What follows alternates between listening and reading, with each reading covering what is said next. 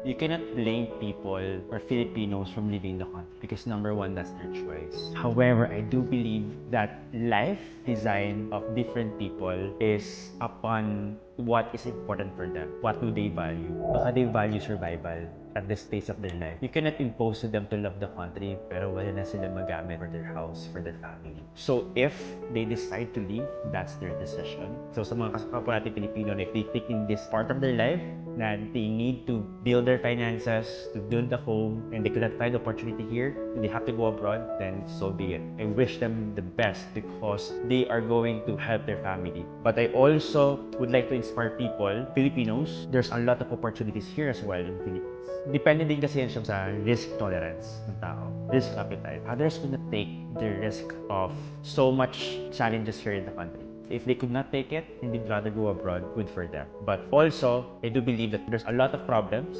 means a lot of opportunities. At the end of the day, whatever is important for you, what you value, follow it because there's no wrong choice to live in your life.